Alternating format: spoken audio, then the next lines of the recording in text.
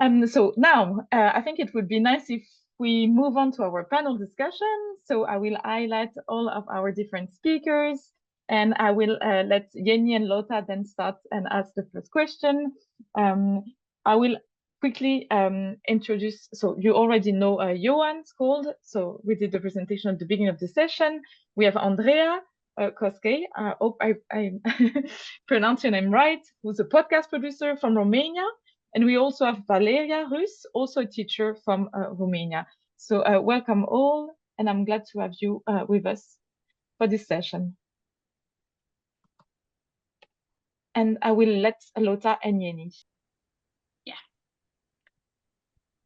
Really glad that you could join this panel, all of you. And my first question is for Johan. As an educator, what are some of the biggest benefits that you've seen when using podcasting in your classroom? I think you already mentioned some, but is it something special that you want to highlight extra?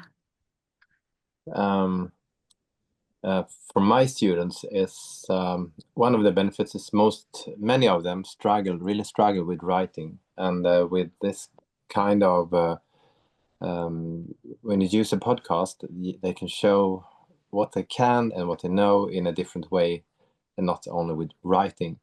And also, I think everyone can contribute to a podcast in some way. You can let them work together, which is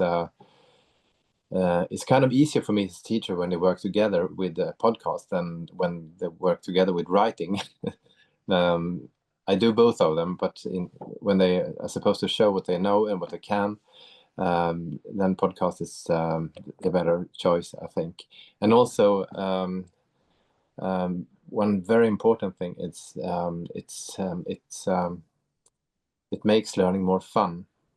And when it's fun, you learn more. I think that's my experience. That school hasn't have to be boring. You can have fun and learn at the same time. And they also, I think they try their best. They want to make their best when they do a podcast. When they write, sometimes they hand in things that are not finished, but when you hand in a podcast, you want it to be, that people will listen to it. And it makes them proud as well, being published on maybe a website or on Spotify. They can let their parents listen to it. They get more feedback on a podcast than on a text, I think. So yeah, there are a lot of benefits, I think. Yeah.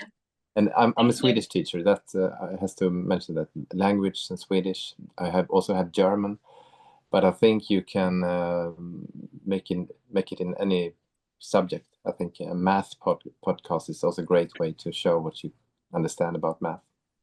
Yeah. Thank you. And I know Valeria Rus, I think you can just give us a very short introduction of yourself. But I know that you also use podcasts in your classroom, but you use others' podcast. And can you just make a short introduction of yourself and then just shortly brief us on how you usually use podcasts in the classroom? I've been using visuals, and everything related to visuals for as long as I can remember, as I've always been interested in using visuals in classroom. Visuals starting with images for the children, and then moving to high school students, videos and podcasts and everything, in order to boost their interest and make them understand that learning isn't necessarily hard. And as I know myself, and I enjoy teaching, it is a way of uh, celebrating, let's call it a celebration of learning new things through visuals. It is easier for the students and the teachers all together. And that's why I can give you countless examples of podcasts I used. I started using TED Talks according to their interests and what I wanted to teach. I also used, I have here the example, 6 Minute English, in order to offer them those learning pills, and of course make them more interested in the topic of discussion. 99% invisible, so we use bits of the podcast or the whole of it, and then write something based on that podcast, or I don't know, listen for the general understanding, or create different exercises. So this is in a nutshell Yeah. what Sabine, I'm you doing. had a question to Valeria? Yes, exactly. So, Valeria, you've been using podcasting in your class, but you haven't made the jump yet in No, not yet. producing podcasts Not like not Johan. yet. Not yet. Oh, I not yet. will. So you're planning to. I will. But what are there some obstacles or something that scares you about the podcasting process why you haven't tried yet? The creation, you mean, right? Yeah. I don't know. Probably. I bet, I'm sure they will be eager to create podcasts. I'm just looking forward to finding myself willing to. I'm a bit, I don't know, stressed. I'm a bit stressed when it comes to creating one. I know that nothing comes out of nothing, but still, I don't know if I can find something to be worth listening to or watching. Yeah. And Andreea, I'll give you a chance to introduce yourself and why you are here today. Yeah. Well, nice to meet everyone again. My name is Andreea. I'm a podcast producer, as I was introduced.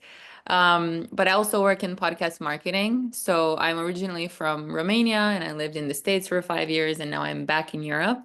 And I'm very interested in podcasting in Europe. So I started this newsletter called Eurowaves. And I actually interviewed Jenny and Lotta for it in one of the first issues. So you should check it out. Thank you so much for Chloe for sending the link. Yeah, and I'm looking forward to sharing some insights and recommendations, and yeah. Yeah. And you can also, of course, during this conversation, ask questions to each others, because you come from you have three different approaches to this. But I have a question for you, Andreea. What are the key storytelling elements that make a podcast engaging and effective for an educational audience? So if you work with podcasts in the classroom, what should you think about too? Because it's also it's a learning process making the podcast, but it's also another dimension if you actually can reach an audience if you're a student, for example. So what are the most important things to think about to actually reach out with your and engage with your podcast? Yeah. Well, I think it's a very good question, because you have to be specific, like you said, in this context. And I think one of the most beautiful things of audio is the fact that you have to use your imagination, either for a conversation when there's, a touching moment and you cannot see anyone tearing up or anyone making any facial expressions, but you can imagine it, or in a story as well. You have to use your imagination a lot, which I think is a really great opportunity for an educational setting. So I have some examples of podcasts that I really like, that I think you can draw inspiration from in terms of how they use storytelling. So one method that you can use is case studies and conversational format. So for that, I recommend a podcast. It's called Teaching Through Emotions. And it's directed towards teachers, but a lot of the conclusions and the conversations are very important and relevant for anyone, I think, including students, because that's what it does. It takes case studies from either the host or different stories that she received or she knows, and kind of talks about, okay, how do you handle a difficult moment or, situation in your classroom? So this and the case studies, I think, are a very effective way to do that. And then Play on Podcasts is another really good one. It's Shakespeare stories reimagined. So it's a fiction podcast, and they bring in actors, and they have sound design, and they have music, and it makes learning fun, just like the conversations we're having now. Because, I mean, it's one thing to read Shakespeare, and it's another thing to read it and then also listen to a podcast that has, all of these fun elements. So that is something else that you can use, this fiction aspect. And then I have another main one and another short one because I don't want to go on for too long, but Arts Educator Save the World is another one that is amazing. This one is also conversational, but it's open, warm conversations. And the whole idea of it is that they bring in artists from different mediums. So, it's even ceramics sometimes, or it's theater, or it's music. They had Lin-Manuel Miranda for one of their first episodes. And he comes in with an arts educator who really had an impact on him. So, and then this conversation is moderated by the host. And I think there's a lot of really important moments and relevant moments. And this can also, help you as a teacher kind of reflect on your work and share it forward. And then the last one that I recommend is one called If Books Could Kill. It's an American podcast. It's really fun to listen to. This one is quite known. Yeah. Yeah. As well. Yeah. It's really fun because they take different books that are very popular, but some are personal development, and they're just, you'll see. They have a debate on how helpful it really is, and they bring in arguments, but it's also chatty. So, different styles that you can take. Yeah, thank you. Maybe you can bring some of these tips to your classrooms, Johan and Valeria. But I wanted to ask Valeria, you have for a long time worked with podcasts in your classroom, and have you, what types of podcast have you seen that your students are most engaged in? What works best in your classroom, would you say? Probably the ones related to their interests.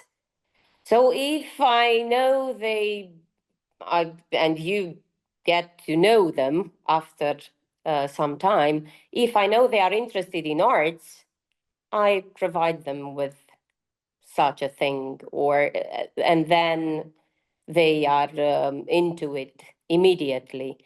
So you need to somehow follow their interests and know them, so that it depends on the class.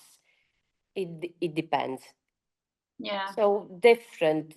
Whenever you catch them and their interests are there, they are all into it. Yeah. And can you see somehow that podcasting can help bridge cultural or linguistic barriers in the classroom? Definitely. Taking into account the fact that most of the podcasts, first of all, are in English. So we use English. It immediately brings about a discussion about culture. And we also have classes called British or American culture in classrooms. So we need to talk about cultural differences and similarities. Why not?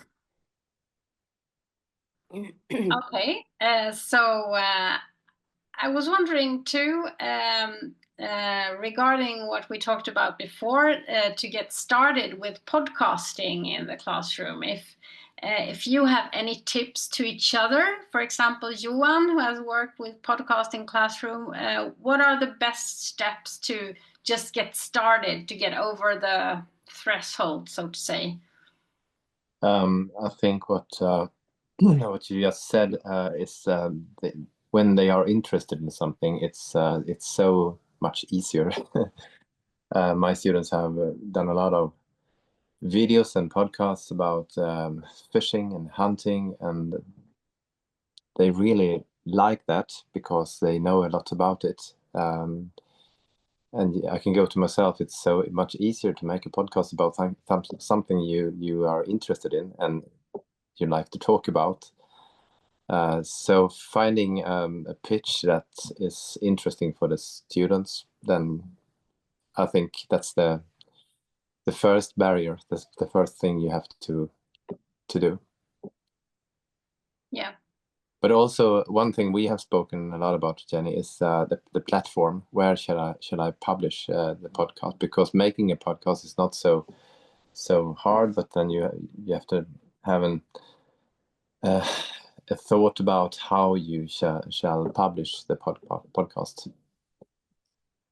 And what are the concerns, or what are the challenges when it comes to publishing the podcast? Is it only to find a platform, or is it also concerns for the students' integrity somehow, or what questions are there to be answered before you publish it there?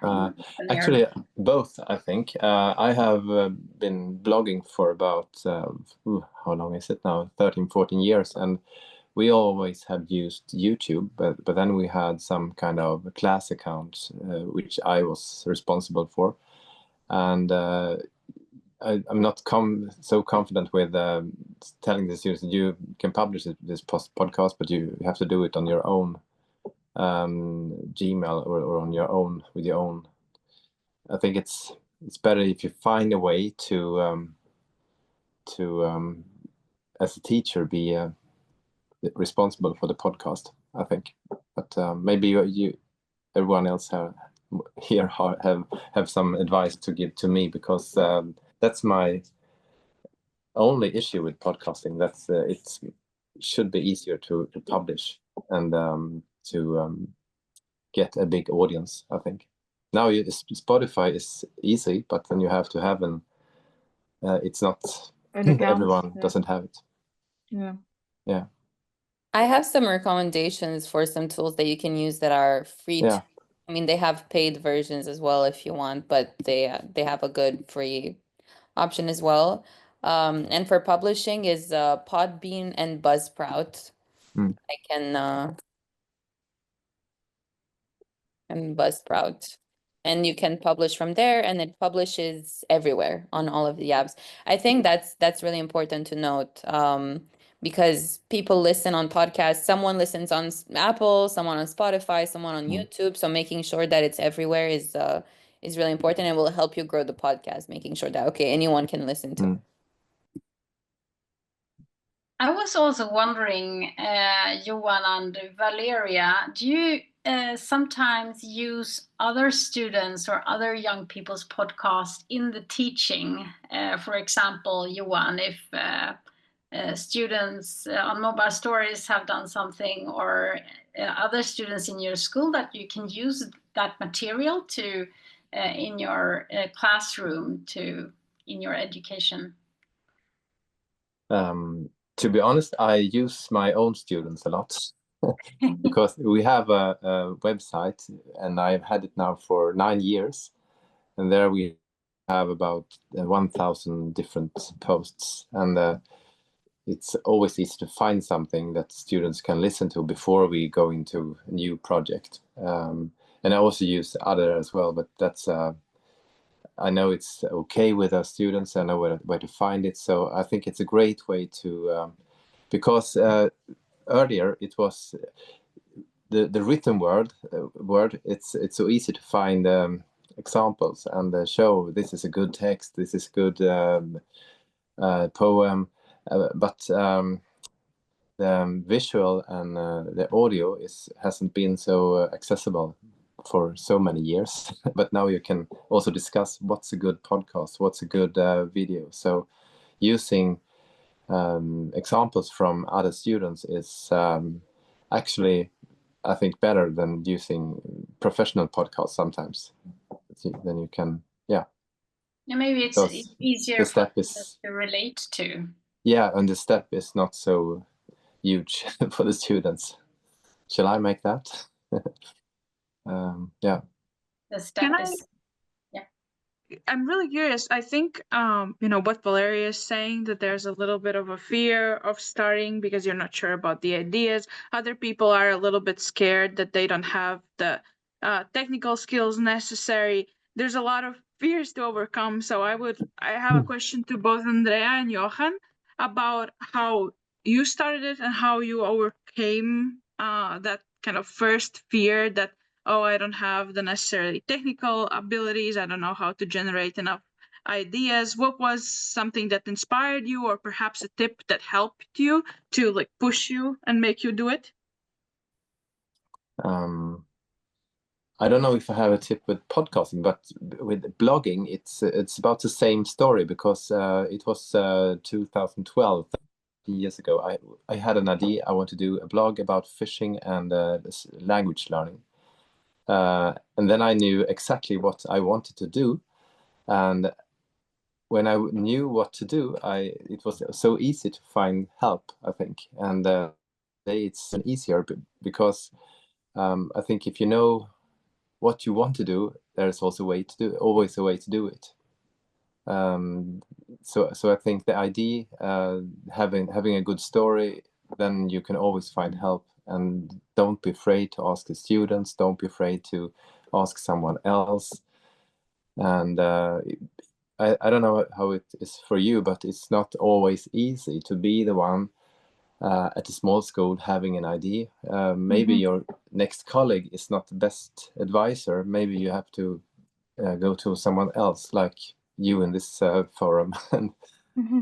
So yeah, I think it's a lot of groups, a lot of AI is also an amazing way to get information about how to do things.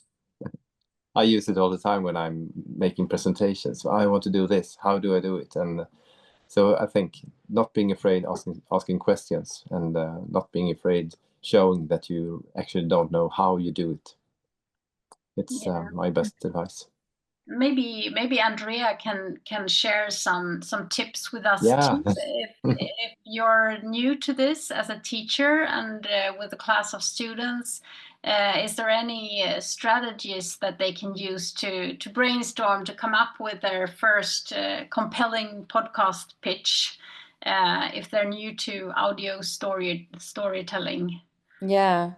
Well, I think Johan's advice was very, very helpful. I think admitting where you need help and finding people to help you is really important. And then when it comes to ideation, I agree about AI. I'm in the same boat. Yeah, I'm an advocate for it as well.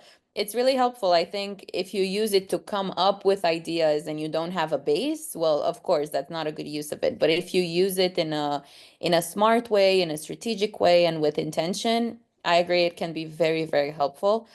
You can even ask it basic things like make a media kit for me, you know, or how do I make a media kit, or what do I need to launch a podcast? So that would be very helpful. And then I also have a list of different tools that you can use, which are free.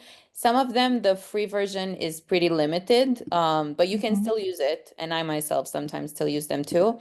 But these are tools for editing, improving audio quality, because I know that Peter asked about that. So there's something I can share. Sounds that you can get that are free, and then publishing and promotion. And what I will say too, it's just very important that if you want to make a podcast, to listen to podcasts. You need to be a podcast listener. Yeah. Yeah, some people are missing this, element of it. And they even, like a lot of people that work in podcasting too, and that I talk to or have their own podcast, which is very successful, they say, oh, well, I don't have time to listen to podcasts, or I don't, you know. Well, if you're an author, I'm sure you read books, so you should listen to podcasts as well, and get familiar with the formats, with how they do their marketing, yeah, with anything like that. And there are a lot of podcasts about podcasting too that can teach you how to get into it. But don't overwhelm yourself. I mean, just save these resources, think about it, and start small, and you can, improve it along the way anyway, but just get started. So one way is to do like Valeria, to actually use other podcasts in the classroom, and then that's one step on the way, I guess. But one last question. How do you see, because podcasting seem to be very popular in some countries among some educators, but how can you see some kind of a trend that podcasting is evolving and getting more popular among educators in your countries, Valeria? Yes, definitely. It's becoming more and more popular. In I Romania. have, yeah, in Romania and probably everywhere, but here too. Um, I am, uh, uh, I wouldn't say reluctant to do it, but as far as education is concerned, I guess that we need to include media literacy. We are talking about media literacy, not necessarily about creating podcasts. We should include it as part of the curriculum in Romania, probably, Yeah. because we do not have time to create podcasts, we are just playing with the idea of creating one in order to use the tool to educate people to become media literate. This is what I get. Yeah. Right, so I this is what I feel. So students know better than we do. I'm talking on my behalf. Students know better than me, but I I haven't thought about it yet. Seriously, to create a real podcast, let alone to publish one. I use I use it on a regular basis. I use them, but not. I don't have the Time. courage, or yeah, and sometimes the time. It it takes time Yeah. Yeah. to collect data, to I don't know, to research, to be to I don't know, to check reliable Yeah. sources. It's a bit. Yeah. And when you teach, if you teach media literacy, you have, I don't know, 2 hours per week or something. You teach that. Now, what we are doing now is include bits of media literacy while teaching. This is what we are doing. We are at this level, to be honest. So you're talking about that using podcast and podcasting could be a way of educating students in media Definitely. literacy, because when they do Definitely. it themselves, creating content, they also learn They about take how responsibility of their create it and- creations. They become aware of the fact that whatever you use, you are responsible. Pay attention. You cannot use that if it's not yours without citing or quoting or writing down your. Yeah, we created videos called book trailers. Well, there is a festival in Romania, and we take part in it every year. So we have a book. We are given a list of books, and we choose one, and we create a trailer of the book. So we use image. They know how to do everything. So they are knowledgeable and they are smart, and Yeah, they know.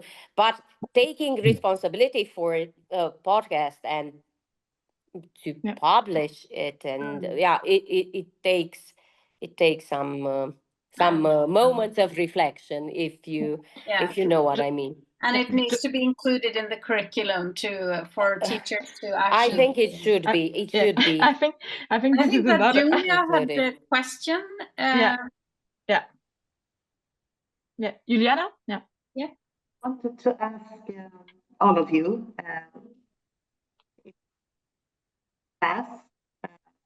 Did some of you do some experiments with the students to just give them the cell phone, do writing, just to let it out, and then sample all of it and like do it in GarageBand, for example, and then publish? Or just brainstorm like with the students in the classroom. Did some of you do this part, or did you have a script from the beginning and very structured, or did you just like go crazy about it? Do you know what I mean?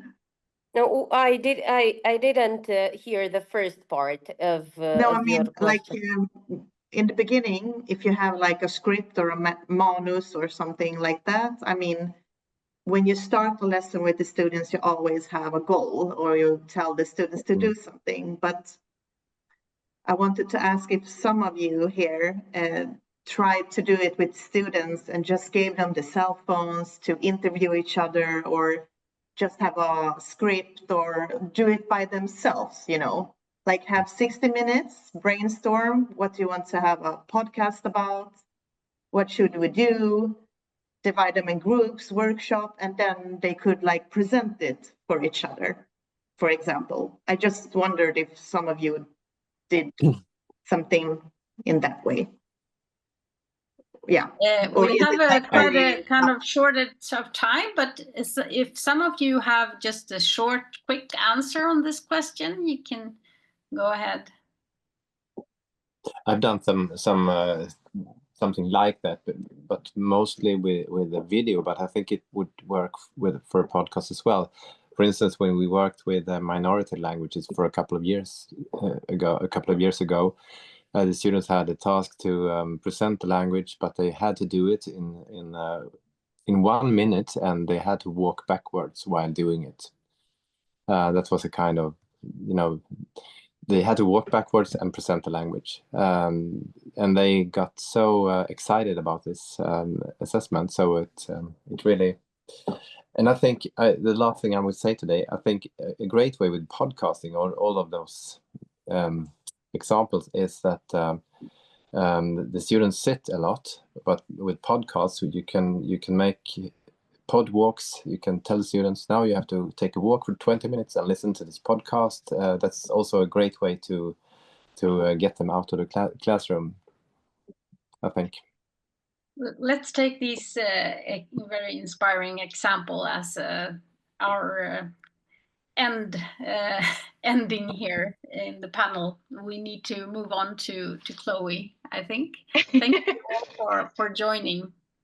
Yeah, thank you all for joining. Thank you, Andreea. Thank you, Valeria. Thank you, Johan, for your presence today. And thank you to all of our participants. This is Mobile Stories.